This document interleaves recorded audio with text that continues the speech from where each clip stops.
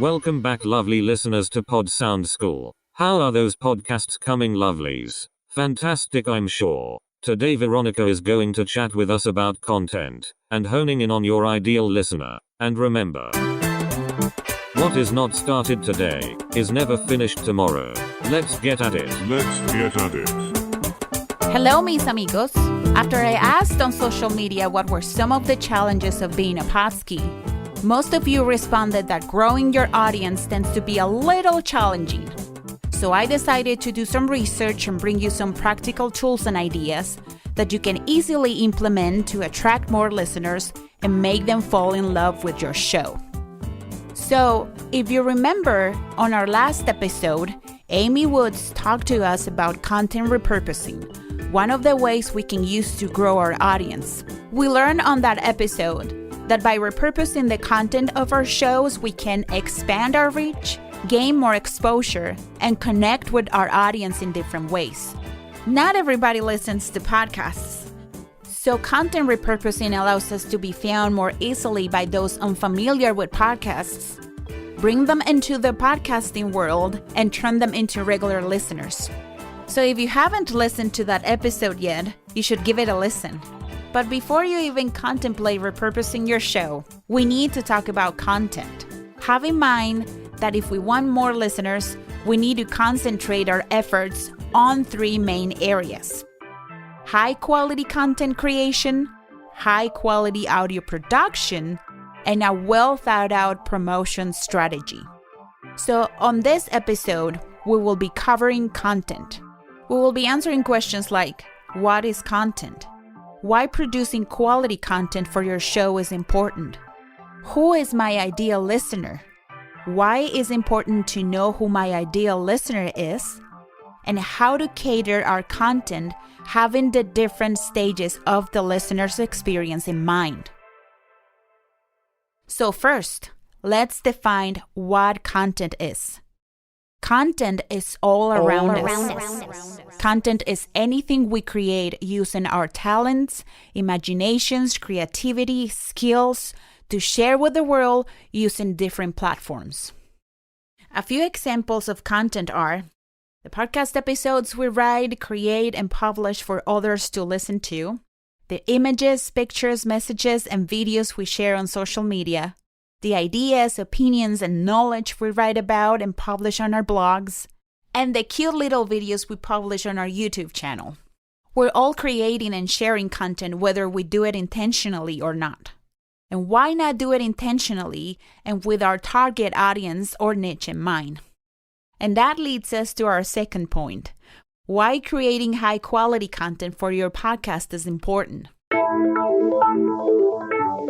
Whether we realize it or not, when we hit that submit button and our podcast episodes go live, we're putting out free content for our listeners. Depending on the type of content you are producing, your podcast is either promoting your personal talents, personality, skills, ideas, etc., or promoting your brand or business.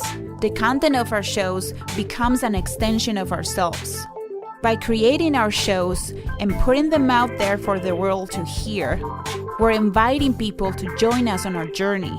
We want people to appreciate our talents, expertise, experience, and personalities. This is why it's so important to have good quality content.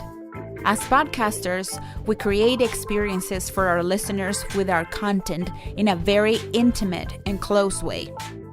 If your listeners identified with your content, they're more willing to listen to an entire episode, become regular listeners and followers, and ultimately to become fans of you and your show. And for all podcasters out there, you have to agree with me. There is not a better feeling in the world than when you get validation from your listeners.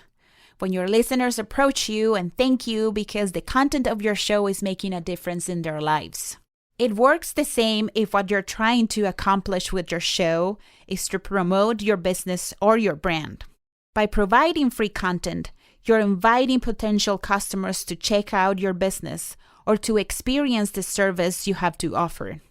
Exposing our audience to our content creates a need for our product or service, which can generate more leads for potential clients or customers. Most of the time, unless it's a life necessity, We don't know we need a product or service until we try it, and then we realize we need it. Using our shows to educate our audience so they realize they can improve their lives with our product or service is a very effective marketing tool. But it can only be achieved if you have good content on your show. Whether your main goal for attracting more listeners is to direct people to your business, sales funnel, or brand, or simply to provide entertainment to a broader audience, taking the time to produce a high-quality show is extremely important. The content that you create has your name and the name of your business or brand written all over it. You want to be associated with good quality. Think of it as a free sample of a product you tried at the supermarket. The first experience will determine whether you will give the product a chance or not. And that leads us to number 3. Who will you be catering your content to? I've got an idea. It's 100 to 1 shot. Oh, that's music to my ears. Remember we talked about finding your niche in a previous episode? Well, having your niche in mind when you're creating your content is key. We don't want to create content that will not serve our audience in any way. It will be a waste of time and effort. The content of your show must be always created having our ideal listener in mind. But who is our ideal listener, and how do we find him or her? It's easy to identify who our ideal listeners are if we take time to find our niche. This ideal listener is the imaginary but also real person you will be talking to. Depending on your show, you will be providing this person with inspiration, entertainment, information, education, anything to solve an existing problem or pain he or she has.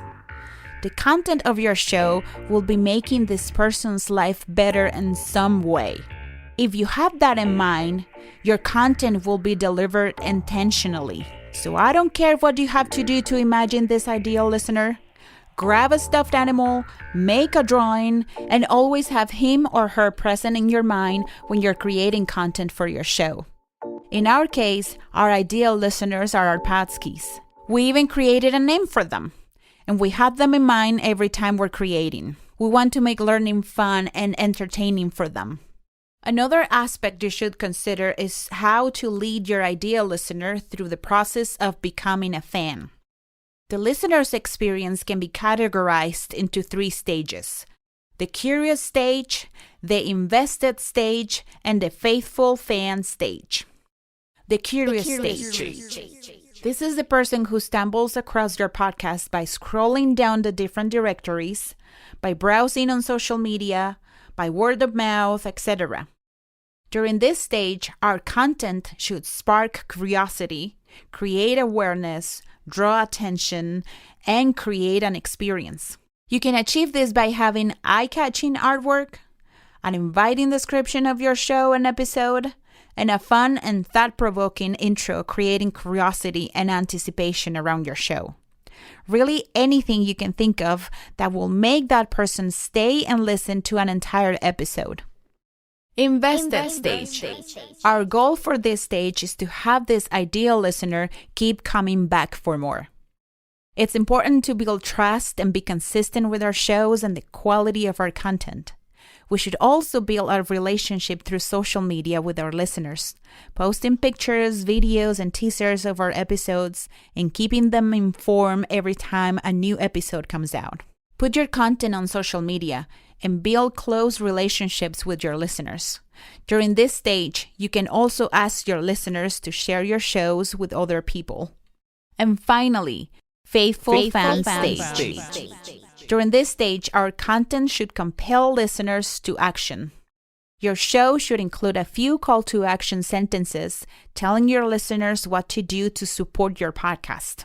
This can be a call to action directing your listeners to join your funding page, try your product, buy your book, sign up for your seminar, or tell other people about your show. Once your listeners become faithful fans, they will take action for you. So ask yourself 2 important questions.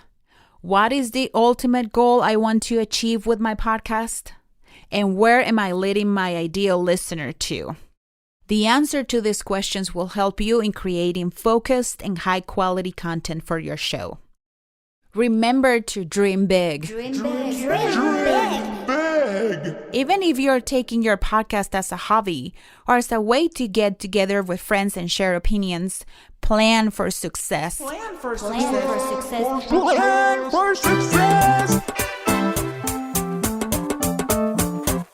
And spend the time necessary to create content that makes justice to your talents, skills, knowledge, and personality. Remember also to have your ideal listener in mind every time you're creating content. Creating high-quality content that fulfills the needs of our listeners is a surefire way of retaining and gaining listeners. And that's it for today, amigos. It has been my pleasure to bring this information to you.